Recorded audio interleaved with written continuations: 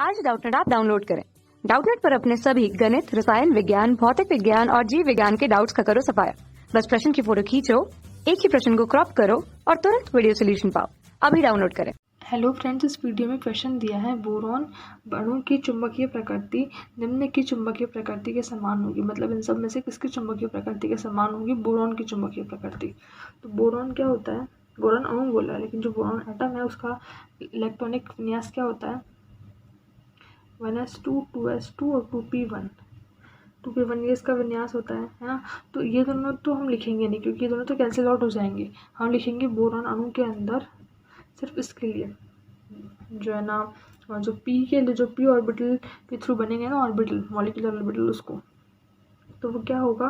पाई 2p(x1) और जो कि बराबर होता है पाई 2p(y1) के।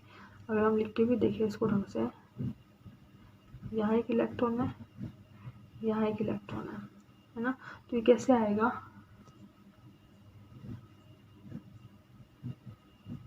दो, फिर एक, फिर वापस से दो और फिर एक, इस तरह से होंगे। ये तो पाई स्टार वाले हैं, मतलब कि एंटी बॉन्डिंग है, प्रतिरक्षी है और ये आबंधी है ना। तो यहाँ पे एक इलेक्ट्रॉन यहाँ, एक इलेक्ट्रॉन यहाँ, तो एक इलेक्ट्रॉन यहाँ आएगा और एक इलेक्ट्रॉन यहाँ आएगा।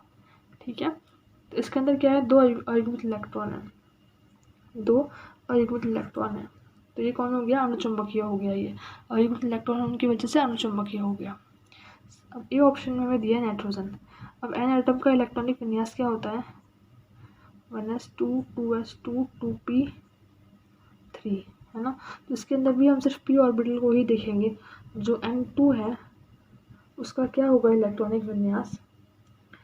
उसका होगा पाई 2px2 जो कि बराबर है पाई 2py2 के, और फिर होगा सिग्मा 2pz2, क्योंकि तीन तीन है ना, तो ये भी भर जाएगा, ये भर जाएगा।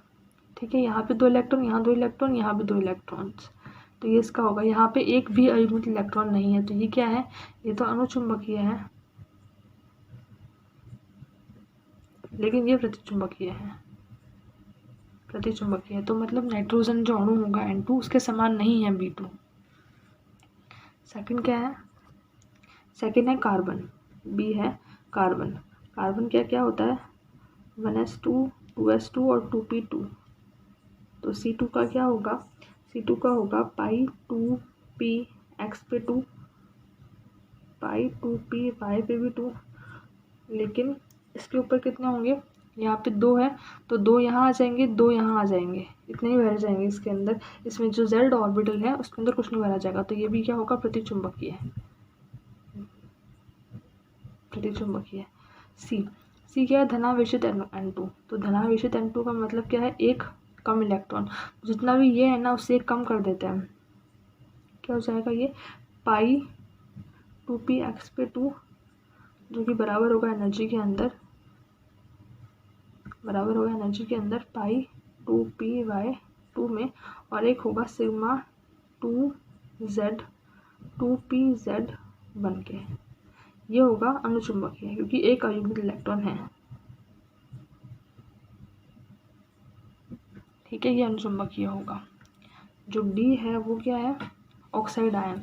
ऑक्साइड आयन क्या होता है?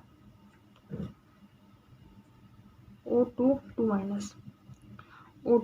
तो ऑक्सीजन का इलेक्ट्रॉनिक विन्यास है वो क्या होगा? ऑक्सीजन का होगा 1s2 2s2 और 2p4, 4 इलेक्ट्रॉन्स है। तो इसके लिए हम क्या करेंगे? यहाँ पे जो पाई स्टार है ना उसमें भी इलेक्ट्रॉन्स भरे जाएंगे। लेकिन इसमें क्या होता है कि अब यहाँ पे ना मिक्सिंग हुई है ऑर्बिटल्स की, लेकिन अब 14 इलेक्ट्रॉन के बाद में मिक्सिंग बंद हो जाती है ना। 14 इलेक्ट्रॉन के बाद में मिक्सिंग बंद हो जाती है। तो O2 क्या है ना, यहाँ पे 18 इलेक्ट्रॉन्स है, तो यहाँ पे मिक्सिंग नहीं होगी। इसलिए पहले क्या आएगा? सिग्मा 2pz2 पाई 2px2 पाई 2py2, ये तो भरे जाएंगे ही साथ में। अब क्या होगा? अब सिग्मा स्टार 2 नहीं तो बाद में आएगा ना, पाई स्टार 2px। अब यहाँ पे कितने हैं? यहाँ पे है 4, 8, 9, 10 इलेक्ट्रॉन्स होंगे। हमने कितने भर दिए? 6 भर दिए, है ना। हमें 4 और भरने हैं। तो यहाँ पे 2 जो कि बराबर होगा पाई स्टार 2p/2 के। तो यहाँ पे भी क्या, कोई भी अयुग्म इलेक्ट्रॉन नहीं है। यहाँ पे 2 इलेक्ट्रॉन, यहाँ पे 2, यहाँ भी 2, यहाँ भी 2 और यहाँ भी 2। तो ये भी क्या है? प्रतिचुंबकीय है। इसका करेक्ट आंसर क्या होगा? अनुचुंबकीय सी, धनावेशित नाइट्रोजन अणु। इसका करेक्ट आंसर होगा सी, धनावेशित नाइट्रोजन अणु। अगर हम ऑक्सीजन को बना के देखें, क्योंकि थोड़ा सा अलग है, तो कैसे होगा? सिर्फ हम p ऑर्बिटल्स लेते हैं, 2p4 और ये भी 2p4, है ना। यहाँ पे क्या होगा? मिक्सिंग नहीं हो रही है।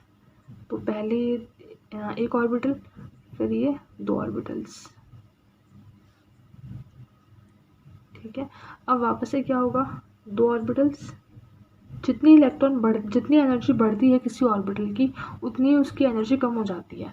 तो इसकी एनर्जी इतनी कम हुई है ना, तो इसकी एनर्जी इतनी ही बढ़ेगी। लेकिन 14 इलेक्ट्रॉन से अगर कम होते हैं उसके अंदर इलेक्ट्रॉन्स, मॉलिक्यूल के अंदर इलेक्ट्रॉन, तो क्या होता है? मिक्सिंग हो जाती है। मिक्सिंग में क्या होता है?